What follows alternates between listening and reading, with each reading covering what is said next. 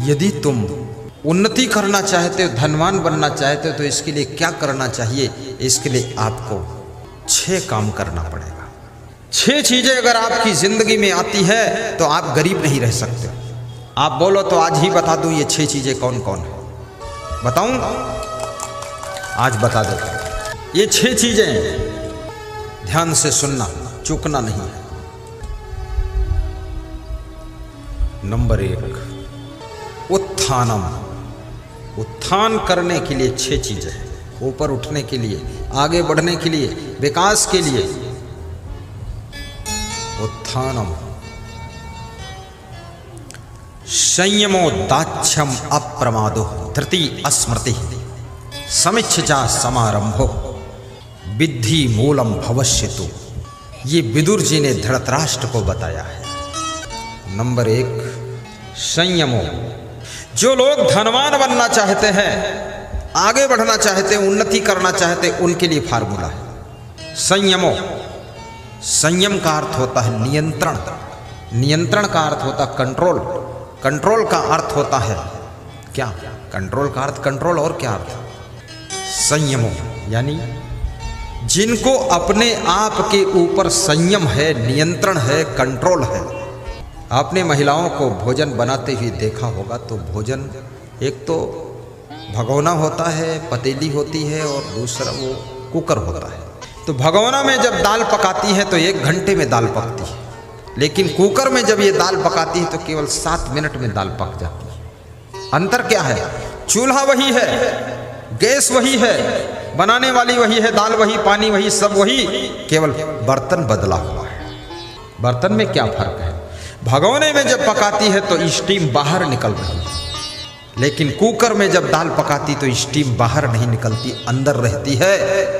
Steam control में है, नियंत्रण में है, तो दाल 7 मिनट में पक जाती है। याद रखना, जो 70 साल में तुम विकास करोगे, अगर तुम्हारे ऊपर कंट्रोल है, नियंत्रण है, तो वो 7 साल में उतना विकास हो जाएगा जो 70 साल में करोगे। तो अपने ऊपर कंट्रोल क्या करोगे तुम? अपने ऊपर ये मन को कंट्रोल करना। कभी मन आपका ललचाता है कि दारू पी लूं, तुरंत कंट्रोल करो। कभी मन ललचाता जुआ खेल लूं, ताश खेल लूं, कंट्रोल करो। कभी मन में गुस्सा आती है तो मन होता गाली दे दूं, माँ बाप को गाली दे दूं, पड़ोसी को गाली दे दूं, तुरंत कंट्रोल करो। कभी मन में लालच आता चोरी कर लूं, चोरी से भी मन को कंट्रोल करो। सारी बुराइयों से जो अपने मन को कंट्रोल कर लेता है, उसका विकास तीव्र गति से प्रारंभ हो जाता है और उसको कोई रोकने वाला नहीं। कभी मन में आलस्य आता है, आलस्य से भी अपने को कंट्रोल करो। ऐसा मन बोलता ना, कर लेंगे, देख लेंगे, हो जाएगा, क्या चलती है, कंट्रोल करो। संयमो दाक्ष्यम। अब दूसरा लक्षण, दूसरी बात, दाक्ष्यम बनो। दाक्ष्यम क्या होता है? दाक्ष्यम माने दक्ष होना। दक्ष माने पारंगत होना, पारंगत माने प्रवीण होना, प्रवीण होना मतलब कुशल होना, कुशल होना मतलब मर्मज्ञ होना, मर्मज्ञ होना मतलब स्पेशलिस्ट होना, स्पेशलिस्ट मतलब विशेषज्ञ होना। अरे यहाँ पर रायबाजी सिखाने के लिए थोड़े बैठा हूँ, एक बात बता दूँ, बात खत्म हो। हाँ, वो कोई हिंदी थोड़े पढ़ा रहा है, बस इतना। दक्ष बनो यानी कुशल बनो। तुम्हें दक्षता हासिल होनी चाहिए। जैसे मैं प्रवचन करता हूँ, तो प्रवचन करने में यदि हमको दक्षता हासिल है, कुशलता हासिल है, तभी तो हमको लोग बुलाएंगे, नहीं तो कौन बुलाएगा? हम बोलें कि थोड़ा थोड़ा प्रवचन आता है, तो थोड़ा थोड़ा वाले कौन काम? थोड़ा थोड़ा तो सभी को आता है। पूर्णता होनी चाहिए। मुकेश अंबानी का जो ड्राइवर है उसका वेतन 2.25 लाख रुपये महीने है। यहाँ पर तो 2.25 लाख में तो कम से कम 25 ड्राइवर मिल जाएंगे, लेकिन वे ड्राइवर किस मॉडल के होंगे? मुकेश अंबानी का जब ड्राइवर गाड़ी चलाता है, मुकेश अंबानी को डर नहीं लगता, गाड़ी कहीं लड़ नहीं सकती। और मुकेश अंबानी का ड्राइवरी के साथ साथ वो ड्राइवर मैनेजमेंट भी करता है, सारी सेटिंग कर देता है। और ये ऐसे ऐसे ड्राइवर जब ब्रेक मारते हैं तो सवारी आगे गिर जाती है, और गियर बदलते हैं, स्पीड पकड़ते हैं, एक्सीलेटर दबाते हैं, तो सवारियाँ सब पीछे लुढ़क जाती है। और ड्राइवर से कहते कैसे चला रहे हो, तो बोलता तो खुद चला लो, मैं नहीं चलाता। ड्राइवर की क्वालिटी गिर गई। और जिस व्यक्ति में क्वालिटी नहीं है उसकी दुनिया के अंदर कोई डिमांड नहीं है। जो काम तुम करते हो वही काम बहुत लोग कर रहे हैं, इसलिए अपनी क्वालिटी में निखार लाइए। अभी पटना में मेरा कार्यक्रम था, ठाकुर राम अनेक सिंह कार्यक्रम के मुख्य आयोजक थे, लल्लन कुमार पुजारी भी व्यवस्थापक थे, साईं बाबा चैरिटेबल ट्रस्ट मंदिर की ओर से कार्यक्रम था पटना में, पाटलिपुत्र में। तो वे मेरे लिए पराठा और सब्जी बना कर लाए। तो मैंने कहा सब्जी बहुत अच्छी है क्या? तो उनकी पत्नी ने कहा कि मेरे पति जी ने बनाया है। तो हमने कहा तुम? बोले मेरे से भी अच्छा ये बना लेते हैं, इसलिए महीने में 25 दिन तो यही बनाकर खिलाते हैं। और मुझको बनाना भी इन्होंने ही सिखाया है। मुझे उतना अच्छा बनाना नहीं आता था, पर इन्होंने सब सिखा दिया मुझको। क्या बात है! क्वालिटी। आपके चलने में भी क्वालिटी होनी चाहिए, बात करने में क्वालिटी होनी चाहिए, बैठने में क्वालिटी, खड़े होने में क्वालिटी, हंसने में भी क्वालिटी, मुस्कुराने में क्वालिटी, कपड़ा धोने में क्वालिटी, फैलाने में क्वालिटी, सुखाने में क्वालिटी, रखने में क्वालिटी। और जितनी ज़्यादा आपके अंदर क्वालिटी होगी, याद रखना उतनी ज़्यादा तुम्हारी कीमत बढ़ती चली जाएगी। जिसमें बहुत क्वालिटी होती है वो व्यक्ति बहुत कीमती हो जाता है। सासू को भी अपनी क्वालिटी में विकास करना चाहिए, बहुओं में भी क्वालिटी होना चाहिए। केवल चेहरे में क्वालिटी नहीं, कितनी महिलाएं और कितने पुरुष केवल अपने चेहरे को सुंदर बनाते हैं बस, बाकी उनकी पीठ में गोबर लगा है, कोई मतलब। चेहरा सजाते संवारते रहते हैं, केवल चेहरे से काम नहीं चलेगा। गले में सुंदर हार है और गले की आवाज़ ऐसी कर्कशा आवाज़ है। गले की शोभा केवल सोने के हार से नहीं है, गले की शोभा तुम्हारी मधुर वाणी से है। ऐसी वाणी बोलो कि आपके घर के लोगों की थकान मिट जाए और उनके सूखे हुए चेहरे पर मुस्कान आ जाए। राजस्थान में बहुत से पुरुष लोग भी चैन पहनते हैं, और इतनी मोटी चैन, 250-250 ग्राम की चैन, 400 ग्राम की चैन। तो मैंने कहा ये 400 ग्राम की चैन? अरे बोले मेरी वाइफ 100 ग्राम की पहने थी। मैंने कहा अरे तू क्या पहनेगी? मैं ऐसी चैन पहनूंगा तेरे पीछे छोड़ दूंगा। 400 ग्राम की चैन। सोने चांदी की चैन पहनना बुरा नहीं है, पहन सकते हो, लेकिन याद रखना ये सोने चांदी की चैन तुम्हारी जिंदगी में चैन नहीं ला सकती है। जब आपकी वाणी सुधर जाएगी, स्वभाव सुधर जाएगा और मधुरता आ जाएगी, तो आपकी जिंदगी में चैन आ जाएगी, जो कि सोने की चैन से भी चैन नहीं मिलती है, वो आपके सुधार से चैन आएगी। इसलिए अपने घरों में सोने चांदी के जेवरों के लिए विवाद मत करो। सोने के गहनों को बेच करके लोहे की कार ले आइए और उसमें बैठ कर चलिए। सोने चांदी को तुम लाद कर चलोगी और लोहे की कार तुमको लाद कर चलेगी, फायदा है। और नारी का सबसे बड़ा आभूषण पति की प्रसन्नता है, और पुरुष की सबसे बड़ी महिमा पत्नी को संतुष्ट रखना, खुश रखना। याद रखना जितने लोग तुम्हारे आश्रय में रहते हैं उनकी व्यवस्था बिगड़ने न पाए। दाक्षम, कुशल बनो, मर्मज्ञ बनो, अप्रमादो। तीसरा लक्षण अप्रमादो, जिनके पास में बिल्कुल लापरवाही नहीं है,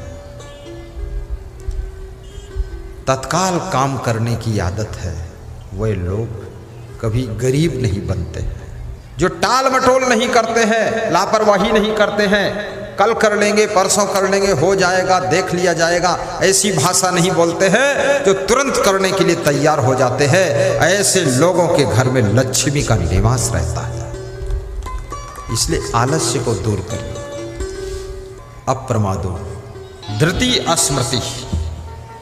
और कहते हैं जिनके पास में धैर्य, बहुत धैर्य है, कभी हिम्मत नहीं टूटती है, साहस कम नहीं होता है, सब कुछ खोने के बाद जिनका धैर्य हमेशा वैसा का वैसा रहता है। याद रखना महाराणा प्रताप का चित्तौड़ का किला जब मुगलों ने कब्जा कर लिया, जंगल में जाकर के घास की रोटियां बनाकर खा रहे थे महाराणा प्रताप। लेकिन उनका धैर्य और साहस, किला तो छीन लिया पर धैर्य और साहस कोई छीन नहीं पाया।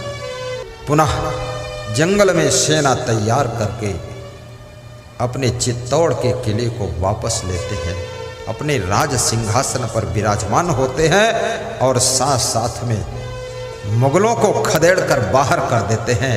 याद रखना, तुम्हारा धैर्य, तुम्हारा साहस, तुम्हारी हिम्मत खोया हुआ सब कुछ वापस लाने का काम करता है। इसलिए कभी धैर्य को टूटने मत देना।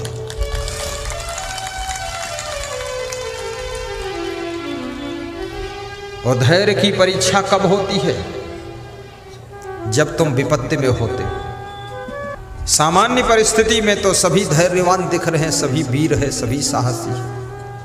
लेकिन आपत्ति काल में जब तुम्हारा धैर्य टूटने न पाए, तब समझ लो तुम्हारे पास धीरज है। धीरज धर्म मित्र अरुणारी, आपत्ति काल परखिए चारी। धीरज धर्म मित्र अरुणारी,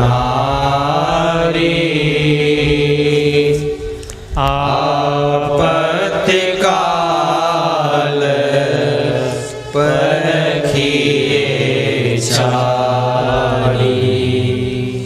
धीरज धर्म मित्र अरुणारी, आपत्ति काल परखिए चारी। इन चार चीजों की परीक्षा आपत्ति काल में होती है।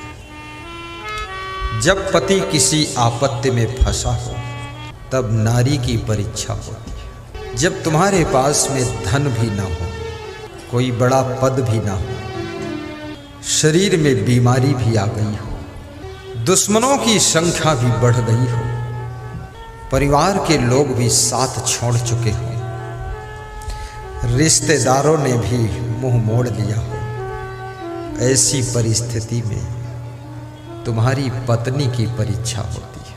ऐसी कंडीशन में जो नारी अपने पति का साथ देती है, वो नारी केवल नारी नहीं है, वो नारी नारायणी है। वो नारी नारायणी है, वो देवी स्वरूप है। शंकर भगवान की एक कथा है। शंकर भगवान एक बार पार्वती के साथ में बैठे बात कर रहे थे। शंकर भगवान हमेशा पार्वती को देवी कहते थे और पार्वती हमेशा अपने पति को भगवान कहती थी। पार्वती जी बड़ी सभ्य महिला थी। शिव जी चर्चा कर रहे थे। पार्वती जी पूछती है कि ये आकाश में जो बहुत भीड़ जा रही है, विमानों से लोग उड़ के जा रहे हैं, रोडों पर भीड़ बहुत है, ये सब आज कहाँ जा रहे हैं? इतनी भीड़ पहली बार मैंने देखा। तो शिव जी ने कहा, ये शिव जी के मंदिर में शंकर भगवान का दर्शन करने जा रहे हैं। बोले इतने भक्त लोग हैं आपके? बोले हाँ, हमारे भक्त हैं। तो पार्वती जी ने कहा, भगवान तो आप यहाँ क्यों बैठे हो? वहाँ मंदिर में चल के दर्शन दो।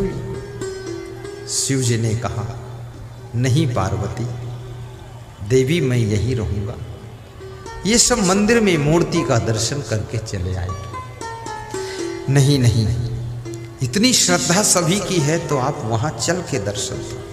तो शिव जी ने कहा, ये सब भक्तों की भीड़ नहीं है, इसमें सब मिक्सर लोग हैं, मिक्स लोग हैं। चलो, तुम नहीं मानती तो मैं चल देता। शिव जी गए और शिव जी ने अपना रूप बदल लिया, कोढ़ी का रूप बनाकर बैठ गए। पार्वती जी अपना रूप बदल करके पंखा डुला रही हैं। शिव जी बैठे हैं। एक नवयुवकों की मंडली आती है पार्वती जी से पूछते हैं नवयुवक, ये तुम्हारे कौन है? पार्वती जी ने कहा, ये हमारे पति देव हैं। बोले, ये तो कोढ़ी हो गए हैं। हाँ, ये कोढ़ी हो गए हैं, लेकिन अच्छे हो जाएंगे, मैं इनकी सेवा करूँगा। अच्छा, अरे इस कोढ़ी के चक्कर में तुम क्यों पड़ी हो? तुम हमारे साथ चलो, आराम से रहना। तो शिव जी मुस्कुराए, बोले, पार्वती ये भी शिव के भक्त आए हैं, तुम बच के रहना, नहीं तुमको भी ले जाएंगे। ये भगत है, ठगत है, क्या है? इस सत्संग की भीड़ में भी कोई कोई चोर भी आते हैं, किसी महिला की चैन खींच लेते हैं। कोई कोई चुट्टी महिला भी आती है, वो महिला में ही बैठती है, महिला की चैन ले जाती है। पर सत्संग में और मंदिर में जो चोरी करता है ना, उसको 7 जन्म तक मनुष्य का शरीर नहीं मिलता है, पशु पक्षी की योनि में भटकना पड़ता है। इसलिए मैं निवेदन करूंगा, सत्संग में जाओ, मंदिर में जाओ, वहां दान करना चाहिए, वहां चोरी नहीं करना चाहिए, वहां तो अपने पाप धोना चाहिए, वहां नया पाप नहीं करना चाहिए। तो पार्वती ने कहा, तुम जाओ, हम अपने पति की सेवा करेंगे। थोड़ी देर बाद एक और नवयुवकों का ग्रुप आया। बोले, अरे माता जी, ये तुम्हारे कौन है? पति हैं, ये तो कोढ़ी हो गए। बोले, हाँ कोढ़ी हो गए, तो इनके साथ क्यों हो तुम? चलो तुम्हारा दूसरी जगह विवाह करा देंगे, हमारे साथ चलो। शिव जी ने कहा कि शिव जी बोले कि पार्वती जी शांत रहना, परिचय मत देना, देखते रहो क्या क्या हो रहा, तुम्हारी भी परीक्षा हो जाएगी। पार्वती जी ने कहा कि मैं अपने पति को छोड़कर किसी के साथ नहीं जाऊंगी। पति व्रत, सभी व्रत में सबसे बड़ा व्रत पति व्रत और एक पत्नी व्रत है। आप कोई व्रत रहो या न रहो, लेकिन सभी व्रतों का राजा है। साधु के लिए ब्रह्मचर्य व्रत सर्वश्रेष्ठ व्रत है, और गृहस्थ के लिए एक पत्नी व्रत और एक पति व्रत, ये सबसे बड़ा व्रत है। इसलिए याद रखना, ये व्रत गृहस्थ के लिए तपश्चर्या है, इस व्रत को पूरा करो। तो दूसरा ग्रुप भी चला गया। तीसरा एक ग्रुप आया, बूढ़ों का ग्रुप था। देखा कि एक सुंदर नारी एक कुष्ठ रोगी के ऊपर पंखा डुला रही है। पूछा, आप कौन हो देवी, और ये कौन है तुम्हारे रिश्ते में जिन पर तुम पंखा डुला रही हो? ये मेरे पति देव हैं। अच्छा, आपका शरीर इतना सुंदर है, स्वर्ण जैसी काया, और इनका शरीर ये कोढ़ी, इनके साथ में तुम क्यों हो?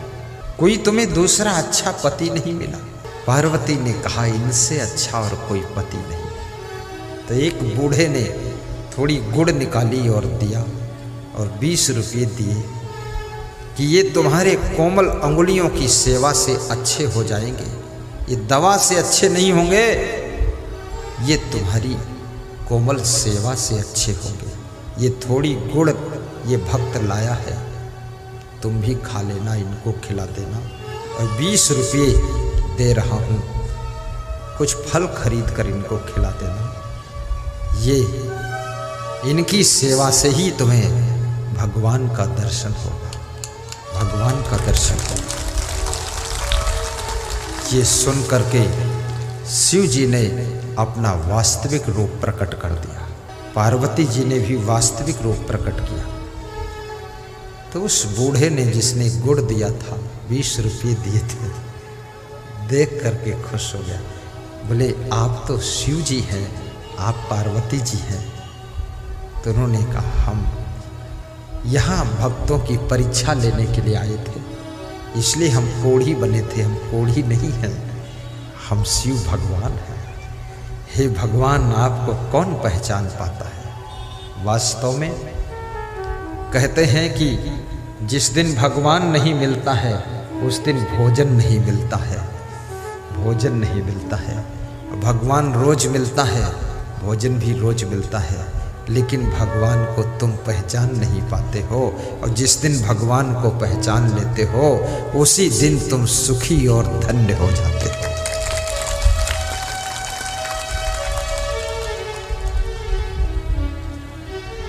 आपका पति कितना कमजोर हो जाए उसका साथ मत छोड़ना। आपकी पत्नी कितना बीमार हो जाए उसका साथ मत छोड़ना। माँ बाप कितने कमजोर हो जाए, यदि तुम उनके बेटे हो, बहू, वृद्धावस्था में उनकी सेवा करना। उनकी सेवा से तुमको गुरु का आशीर्वाद मिलेगा और उनकी सेवा से तुम्हारी मनोकामना पूर्ण हो जाएगी। इसलिए अपने घर के बुजुर्गों का कभी अपमान मत कीजिए। और निवेदन करूंगा, छोटे छोटे बच्चों में कृष्ण भगवान का दर्शन कीजिए। ये बच्चे, यही बच्चे एक दिन मुख्यमंत्री, प्रधानमंत्री बनेंगे, और यही बच्चे एक दिन हम जैसे संत बन करके पूरी दुनिया को ज्ञान भी बांटेंगे, ज्ञान भी बांटेंगे। आज एक पति पत्नी आए हमारे पास, स्कूल में निवास है, प्रणाम किया, कुछ दान दिया, फल दिया, और बोले ऐसा आशीर्वाद दो कि मेरा पुत्र आप जैसा संत बने। तो मैंने कहा बिल्कुल एवं मस्त, ऐसा ही होगा, पर हमेशा गुरु का ध्यान रखना, गुरु के ज्ञान को सुनते रहना और गुरु को याद करते रहना। तो आपके द्वारा कोई धर्म पुत्र, भक्ति पुत्र, ज्ञान पुत्र इधर खड़े और कोई महान पुत्र का जन्म हो। वास्तव में माँ जो मन में सोचती है उसके गर्भ के अंदर उसी तरह से महान आत्मा आती है। आशीर्वाद, बस बस बस। अभी कोई यहाँ चरण छूने ना आना, कोई दान करने भी मत आना। ये मंडप में खंभों में दान के डिब्बे बंधे हुए, जो जहाँ है, यदि आपकी श्रद्धा है दान देने की तो आप वहीं डब्बे में अर्पित कर दीजिए। यहाँ आने से सत्संग में डिस्टर्ब ज़्यादा है।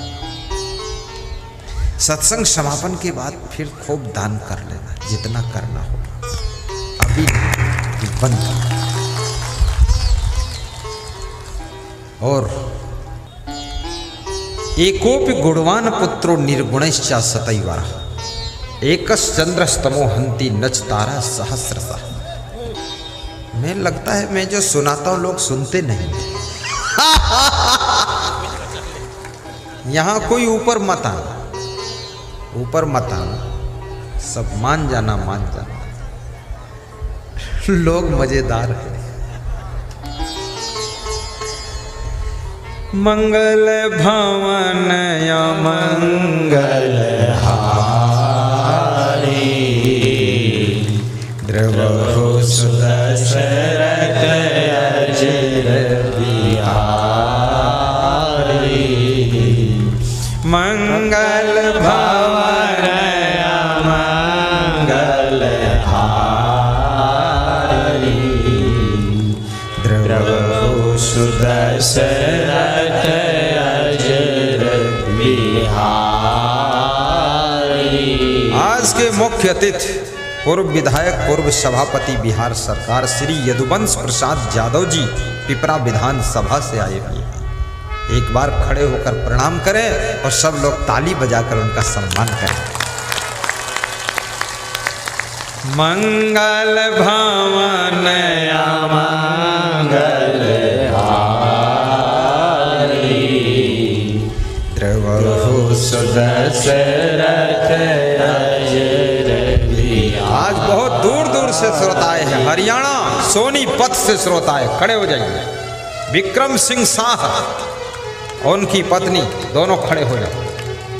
हरियाणा से आए हैं, एक रात की पधरौनी दिया था सोनीपत में। देखिए, ये सत्संग केवल प्रादेशिक नहीं रह गया है, ये पूरा राष्ट्रीय सत्संग हो गया, इंटरनेशनल। बहुत कभी विदेश के भी श्रोता यहाँ आकर बैठेंगे आपके बिहार में। विदेश के लोग आने वाले हैं, हमसे बोल चुके हैं, अमेरिका के, कनाडा के, कि मुझे आना है बिहार में आपके सत्संग। धन्य है बिहार की धरती, जहाँ विभिन्न प्रदेशों से आकर के श्रोता आनंद ले रहे हैं। धन्य है अजान की धरा, ये हरदी क्षेत्र, जहाँ पर 10 से 15 हजार तक नर नारी सत्संग का रसपान कर रहे हैं। धन्य है आप लोग। मैं पूछना चाहूँगा, कितने लोगों की इच्छा है कि बाबा जी बिहार में बार बार आए? जिनकी ऐसी इच्छा है थोड़ा मुस्कुरा कर हाथ ऊपर उठाएं। सबकी इच्छा है? जोरदार ताली बजाओ ऊपर ऊपर।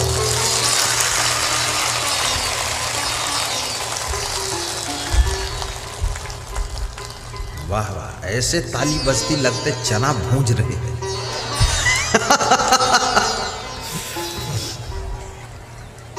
बहुत आनंद आता है। धन्य हो, धन्य हो। घर घर में सुख शांति हो। महान हो आप, भाग्यवान हो आप। मंगल भवन या मंगल हारी, द्रवहु सुदशरथ अजिर बिहारी, द्रवहु सुदशरथ अजिर बिहारी। मंगल भवन या मंगल हारी, सो तुम जाना हो अंतर पूर्वहु मोर मनोरथ स्वामी, पूर्वहु मोर मनोरथ स्वामी। मंगल भवन या मंगल हारी। जय हो, बहुत आनंद आ रहा। धीरज धर्म मित्र अरुणारी, आपत्काल परखी चारी। धीरज धर्म मित्र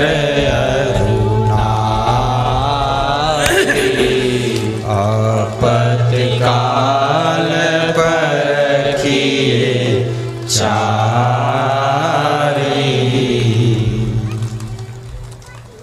धीरज, मित्र और नारी और धर्म, ये चार की परीक्षा आपत्ति में होती है। जिसमें लक्ष्मण को शक्ति बाण लगा था, राम अपनी गोद में लक्ष्मण को लेकर के दुखी हो रहे थे। अयोध्या वापस लौट कर जाऊंगा तो क्या कहेंगे अवधवासी कि अपने भाई को खो कर आए। एक नारी के लिए भाई को खोया है। राम दुखी थे। उसी समय हनुमान जी सुषेण वैद्य को लेकर आते हैं। सुषेण वैद्य पूछते हैं, हे राम, मैं रावण का कर्मचारी हूं, रावण का वैद्य हूं, लंका का वैद्य हूं, तो जिसका नमक खाया हूं, जिसका वेतन लिया हूं, उसके दुश्मन का इलाज करूं, ये तो नमक हरामी हो जाएगा, अधर्म हो जाएगा। मैं लक्ष्मण का इलाज कैसे करूं? आप भगवान हो, बोलो, आदेश करो, क्या है? अधर्म करूं? तो राम ने जो उत्तर दिया, लक्ष्मण बेहोश पड़े राम की गोद में। सुषेण वैद्य ने ऐसा प्रश्न रख दिया, धर्म संकट आ गया सामने कि अब क्या करूं? तो राम कहते हैं, अरे सुषेण वैद्य, ये लक्ष्मण मेरा भाई है, अगर धर्म की बात है तो हर चीज इस जगत की कुर्बान धर्म पर है, कुर्बान धर्म पर है। हर चीज इस जगत की कुर्बान धर्म पर है, कुर्बान धर्म पर है। धन मकान संपदा जी जान धर्म पर है, धन मकान संपदा जी जान धर्म पर है। हर चीज इस जगत की कुर्बान धर्म पर है, कुर्बान धर्म पर है। सुनना, ये पंक्तियां ध्यान देना। पुत्री का धर्म, पुत्र का धर्म, पिता का धर्म, माँ का धर्म, सासू का धर्म, बहू का धर्म, ड्राइवर का धर्म, नौकर का धर्म, मालिक का धर्म, साधु का धर्म, गुरु का धर्म, शिष्य का धर्म, दुकानदार का धर्म, ग्राहक का धर्म, सबके साथ में धर्म जुड़ा हुआ है। जब धर्म को निभाने के लिए हर चीज कुर्बान है तो धर्म को कुर्बान मत करना, धर्म की रक्षा करना। जब किसी बेटी को दुनिया का आकर्षण सताने लग जाए तो अपने पुत्री धर्म को देखना, तुम्हारा धर्म क्या बनता है, पिता के प्रति क्या धर्म है, माँ के प्रति क्या धर्म है। उनको टेंशन देना, दुख देना, अपमान देना नहीं। पुत्री का धर्म है माँ बाप के सम्मान की रक्षा करना, माँ बाप के गौरव को ऊंचा उठाना। पुत्र का धर्म है अपने माँ बाप को सुख सुविधा देना, तो अपने धर्म को याद करो, धर्म के लिए जिंदगी कुर्बान करो और धर्म को कभी मत छोड़ो। हर चीज इस जगत की कुर्बान धर्म पर है, धन मकान संपदा जी जान धर्म पर है, जी जान धर्म पर है। धन मकान संपदा जी जान धर्म पर है, जी जान धर्म पर है। अवसर अगर मिला तो, हरीश दास सीधे बैठ जाओ, खड़े हो जाओ, सुस्त मत हो। आपको बहुत दान मिलेगा, चिंता क्यों करते हो। ये कुंभ मेला के प्रभारी है, दान प्रभारी। उज्जैन में आश्रम बन रहा, उसके दान प्रभारी है।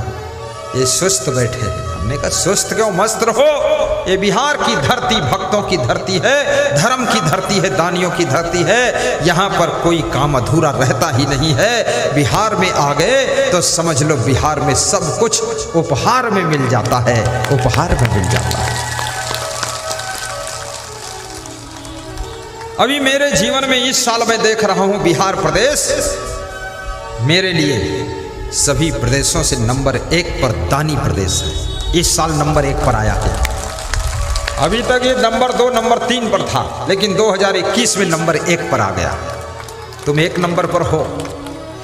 श्रोताओं की भीड़ में भी नंबर 1 आपका है, और दान में नंबर 1 आपका है, प्रेम में नंबर 1 आपका है।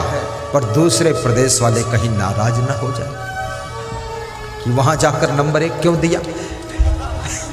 तो दूसरे प्रदेश वालों को नाराज होने की जरूरत नहीं है। तुम भी श्रद्धा बढ़ाओ, नंबर 1 पर आओ तो क्या फर्क पड़ता है। बोलो धनेश्वर मुखिया, हंस दे जोर से। हर चीज इस जगत की कुर्बान धर्म पर है, धन मकान संपदा जी जान धर्म पर है, धन मकान संपदा जी जान धर्म पर है। हमारे एक भक्त हैं हीरालाल साहू, बेगूसराय में पहली बार उनको मैंने देखा। इसी साल प्रोग्राम किया तो कह रहे थे मकान अभी बनाया नहीं हूं, लेकिन बनाऊंगा, थोड़ा बड़ा बनाऊंगा। एक साइड में आपका भी रहना चाहिए, दूसरी साइड हमारा रहना चाहिए। खिड़की खोलूं तो तुम्हारा दर्शन हो जाए, ऐसा बनाऊंगा। वास्तव में गुरु के पड़ोस में अगर मकान बन जाए तो हर व्यक्ति का मकान गुरु के पड़ोस कैसे बनेगा। अरे अपने मकान के पड़ोस में ही दूसरा मकान बनाओ, और कभी कभी गुरु आए तो एक रात वहां रहे, एक दिन रहे, और जब खिड़की खोलो दर्शन कर लो गुरु का। और जो गुरु चला जाए तो उस मकान का प्रयोग तुम कर लो। एक कमरा केवल गुरु के लिए रखो, बाकी प्रयोग करो। हमारे सब भक्तों का मकान बड़ा बनना चाहिए, गाड़ी भी बड़ी होनी चाहिए, अच्छी गाड़ी, और घर में खूब धन धान्य होना चाहिए। गरीबी न रहे आपके घर में, ऐसा आशीर्वाद ये व्यास गादी प्रदान कर रही है। मैं अपने गुरुदेव से भी आशीर्वाद मांगता हूँ, उनकी तपस्या के प्रभाव से और मेरी साधना के प्रभाव से घर घर की गरीबी दूर हो और घर घर में अमीरी आनी चाहिए। हर चीज इस जगत की कुर्बान धर्म पर है, और धन मकान संपदा जी जान धर्म पर है, जी जान धर्म पर है। धन मकान संपदा जी जान धर्म पर है, जी जान धर्म पर है। धन मकान संपदा जी जान धर्म बहुत सुंदर कथा है, 2 मिनट की। जान धर्म पर है। तो राम ने उत्तर दिया, अवसर अगर मिला तो दिखलाएगा ये राघव। ए सुषेण वैद्य, अगर अवसर मिला, चांस मिला तो ये राम तुमको दिखाएगा क्या? अवसर अगर मिला तो दिखलाएगा ये राघव, और भाई सहित स्वयं भी बलिदान धर्म पर है, बलिदान धर्म पर है। भाई सहित स्वयं भी बलिदान धर्म पर है, बलिदान धर्म पर है। भाई सहित स्वयं भी बलिदान धर्म पर है, बलिदान धर्म पर है। यदि अवसर मिला सुषेण वैद्य तो हम और हमारा भाई दोनों धर्म के नाम पर बलिदान हो जाएंगे। मैं नहीं कहता हूँ मेरे भाई का इलाज करो, अगर आपको लगता है कि तुम्हारा धर्म टूट रहा है तो मत इलाज करो, धर्म के नाम पर मेरा भाई मर जाने दो। लेकिन मैं कौन हूं ये समझो, मेरे पुरखे मेरे पूर्वज राजा हरिश्चंद्र थे जो सत्य धर्म को पालन करने के लिए कालू डोम के घर पानी भरे थे। कालू के घर बिके थे पुरखे हमारे जाकर, कालू के घर बिके थे पुरखे हमारे जाकर, और रघुकुल की ये जो संपदा संतान धर्म पर है, संतान धर्म पर है। हर चीज इस जगत की कुर्बान धर्म पर है, कुर्बान धर्म पर है। धन मकान संपदा जी जान धर्म पर है, हर चीज इस जगत की कुर्बान धर्म पर है, कुर्बान धर्म पर है। ये बात सुन करके सुषेण वैद्य हंसने लगा, बोला वैद्य का भी धर्म होता रोगी का इलाज करना। वैद्य के सामने न कोई अपना है न पराया है, जो बीमार है रोगी है उसका इलाज करना मेरा पर्सनल धर्म है। इलाज किया है, लक्ष्मण को होश आता है, संजीवनी बूटी पिलाई जाती है। याद रखना, यदि तुम किसी के पिता हो, पिता का धर्म निभाना। यदि तुम माँ हो तो माँ का धर्म निभाना। अपने पुत्रों को संकट में मत डालना।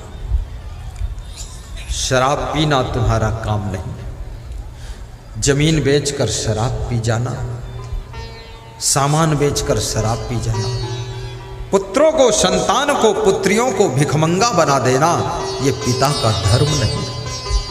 पिता का धर्म है जो तुम्हारे पिता को उसके पिता के द्वारा मिला है, वह संपदा अपने पुत्रों को सुरक्षित वापस दे, क्योंकि ये संपदा तुम्हारे पिता की नहीं है, ये पिता के पिता की है, और पिता के पिता ने तुम्हारे पिता को दिया है। तुम्हारे पिता का धर्म है अपने पुत्रों को दे करके जाए। दारू पीने की कोई इजाजत धर्म नहीं देता है। और माँ का धर्म भी ठीक से निभाओ। पुत्र का धर्म, वृद्ध हो जाए माँ बाप, धन कमा कर लाना, उनका ख्याल करना। गुरु का धर्म निभाओ ठीक से।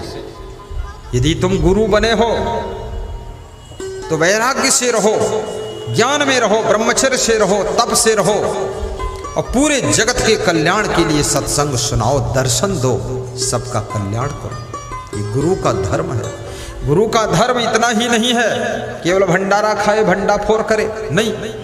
गुरु का धर्म है कि ऐसा भंडारा हो जिसमें लाखों लोग भोजन करें, महाप्रसाद ग्रहण करें और गुरु सबको देखता रहे, दृष्टि कृपा की डालता रहे और सबको आशीर्वाद देता रहे।